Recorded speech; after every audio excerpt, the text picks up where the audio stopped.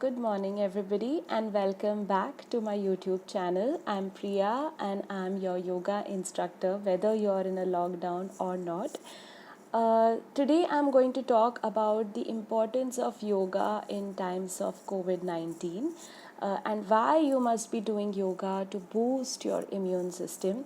Uh, I did a radio interview on Radio Nasha regarding this, but they played only 4 minutes, unfortunately, out of the half an hour recording that we did. So I thought, why not share the information with all of you? So, what I want to start with is a lot of us are doing home workouts, all of us are indulging in a lot of self care. We are doing skipping, we are doing intense home workouts, we are doing burpees, we are trying to move as much as we can. Now, what you need to remember is doing intense home workouts that make you sweat, that get your heart pumping, that works really well on your cardiovascular system. It's a very good cardio, but you have to complement that with yoga, which works on your parasympathetic nervous system. Now, there are two systems in our body. One is sympathetic, which gets our heart pumping, which increases the breathing rate, it increases the heart rate. So basically, anxiety or any kind of stress, it usually triggers the sympathetic nervous system. But since we are already in quarantine anxiety, we also once in a while or balance it out by activating the parasympathetic nervous system. And yoga works on your parasympathetic nervous system, making your body more calmer and helping you face your challenges in a more relaxed manner. Now we have at least half an hour for ourselves for all the self care. We don't need to run to catch the train. We don't need to finish our breakfast very quickly in a hurried way. We can do things at our own pace. So now is a good time to also concentrate on the areas, on the stiffness around your neck and your shoulders, your posture. So COVID 19 doesn't just mean the lockdown, doesn't just mean boosting your immunity, but also focusing on these areas that have been a problem for so many years. All of you are sitting before the computers where, our shoulder blades or collarbone is turning inwards, whereas it needs to move. So the top ribs need to be lifted so the collarbone moves in the outward direction. So this is the kind of posture that you need to pay attention to, bring more body awareness. So over a period of time, not just body awareness physically. So when we do these home workouts, it's more of a physical level thing. But when you do yoga, you get more body awareness.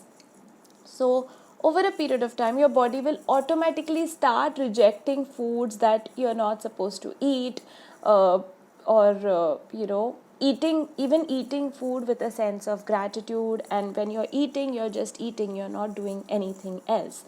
Yoga also calms the mind, so you'll be able to sleep in a better way.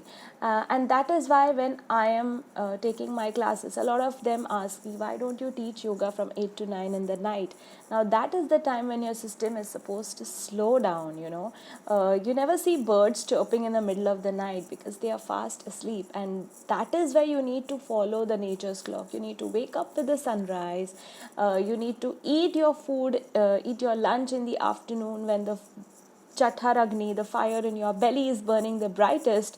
So, because by afternoon the fire recedes, and then when you are going to put something in your system, it's going to take longer to digest. So eating at the right time, sleeping according to nature. So after sunset you sleep 2-3 hours after the sunset, and then wake up again with the chirping of the birds in the morning. Now, yoga for the immune system. If all of us had a very strong immune system, this virus probably would have been so inconsequential. But because we have a weak immune system, even the stronger ones are not able to get out of their homes, because we could be carriers, we could be asymptomatic. So, one study showed that yoga keeps your cells healthy even when you are stressed, and that reduces the overall inflammation in the body. When the inflammation in the body is less, it means that your body is working and defending itself in a way that it's supposed to, without any kind of friction. I don't know if you're getting me, but basically, stress is one reason why you have a weak immune system. So, and to beat that stress, you need to activate your parasympathetic nervous system with yogasanas. Now, what are the things that you can do to any yogasanas? You can join my Zoom class. But apart from that, poses that I think that you can do is, first is the sun salutation.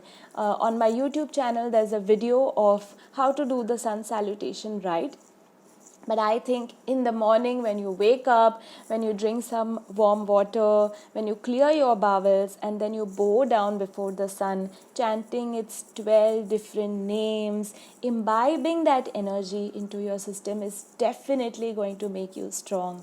Sun salutation has a lot of poses. It has Urdhva where you take your hands up and it activates your lymph nodes around your armpits, gets that energy flowing into your hands. Then Uttanasana where which is a forward bend. So your head is lower than your heart region. You feel that oxygenation happening.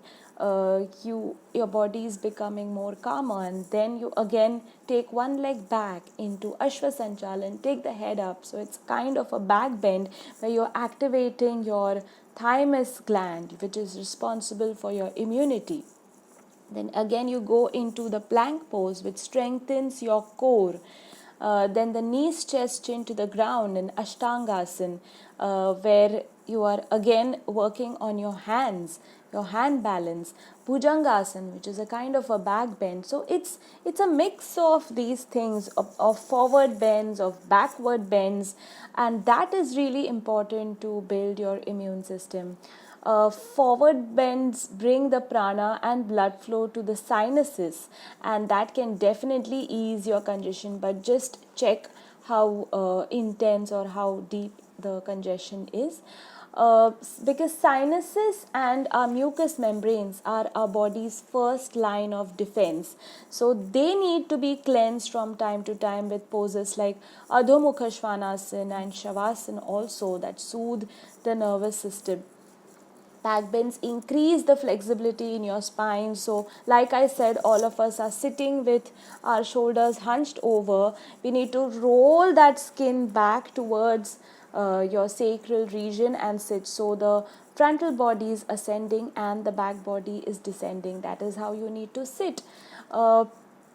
And even though you might not be able to do very intense yoga practices, you can do the simpler ones. Okay, just do Tadasana with your feet joined together, your ankles joined, your inner thighs squeezing onto each other, your hip kind of squeezed, your anal mouth squeezed, your top chest again ascending, and you stay in that pose, in that mountain pose. Feel that you're a mountain.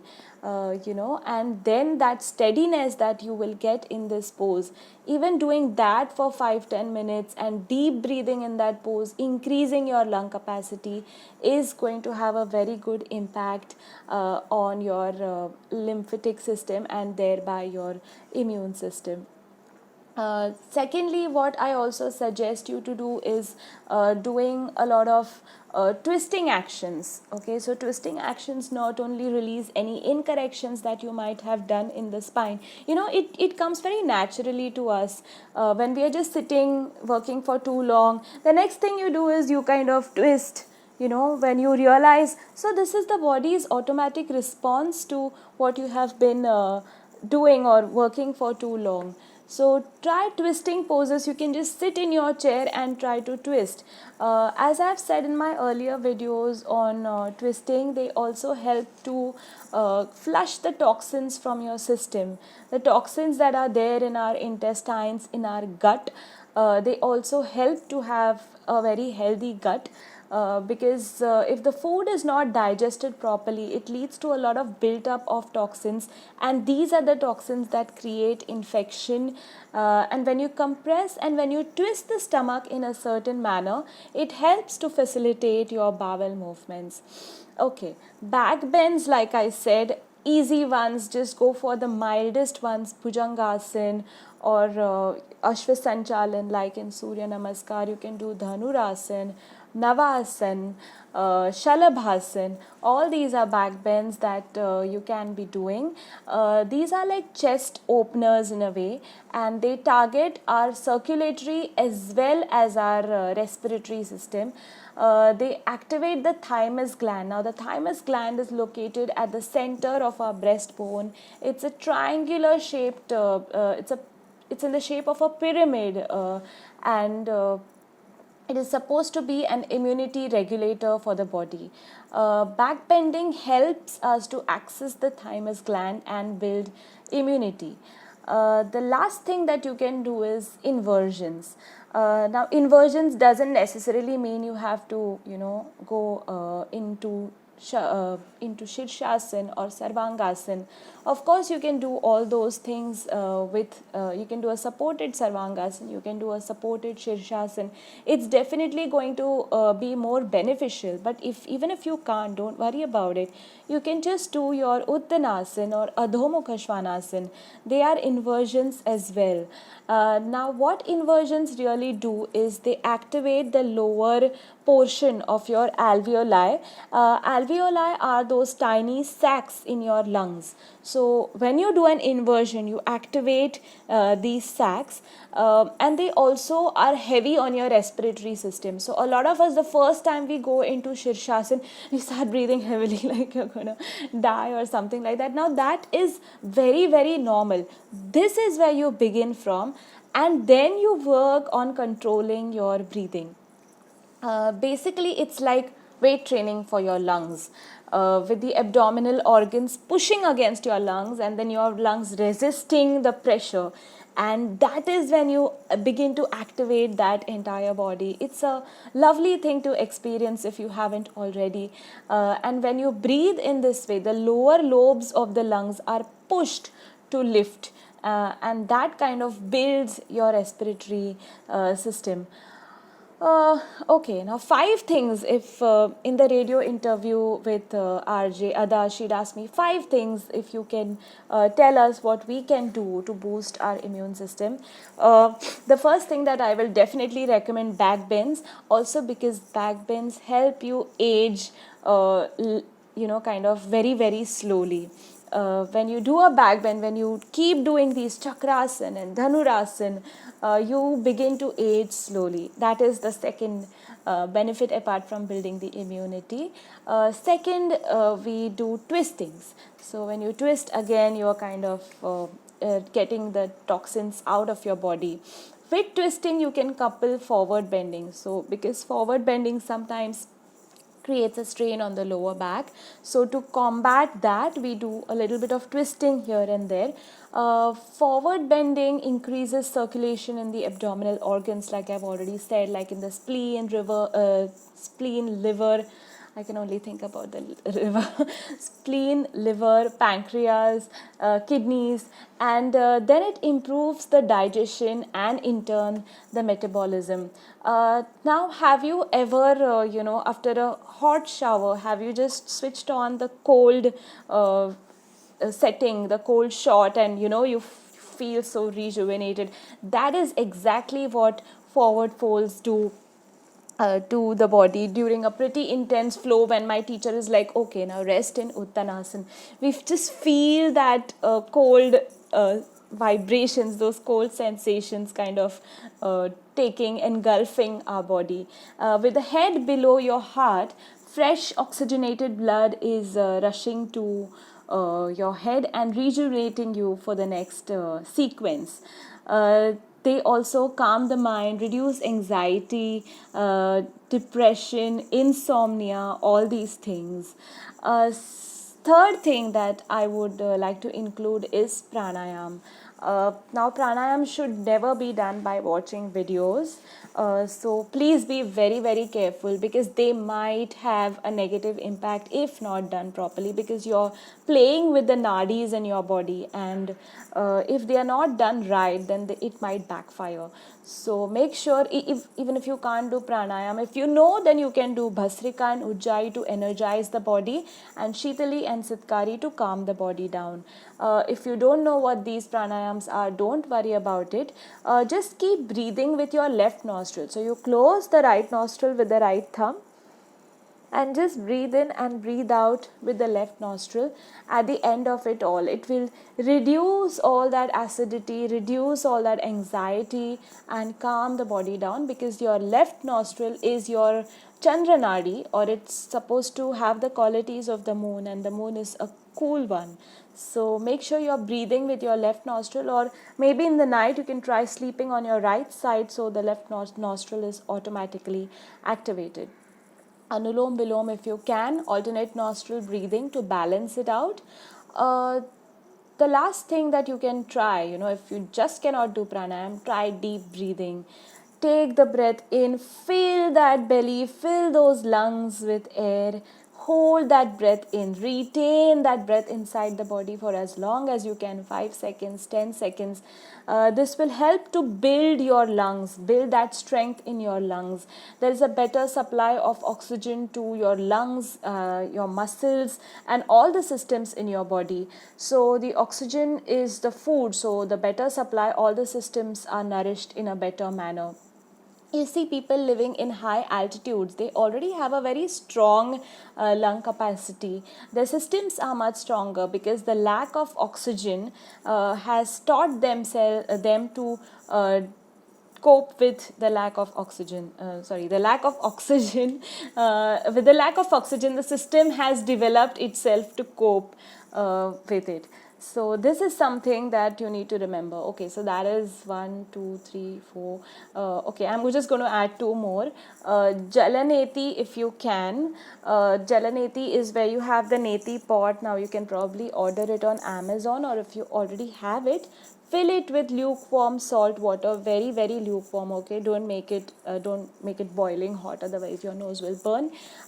Take the pot and put it at an angle like this.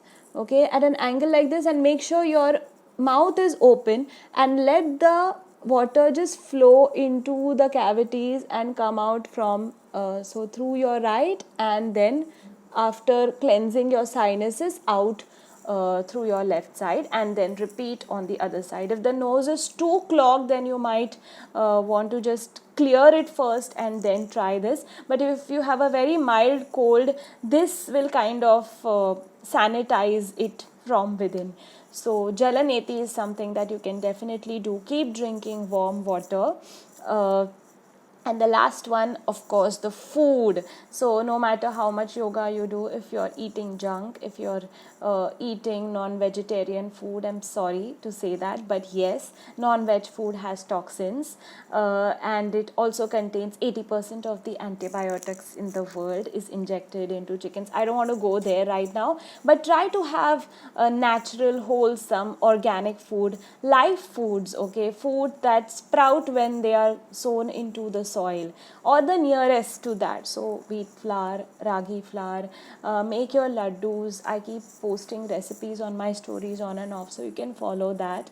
But try to eat a lot. Eat 5 mangoes a day, 6 mangoes a day, doesn't matter, but you're eating more natural food. And don't although I know you love it, don't try to experiment so much. It's okay if you don't have a mango cream cake. Eat those mangoes naturally. They are going to do more good to your system that way.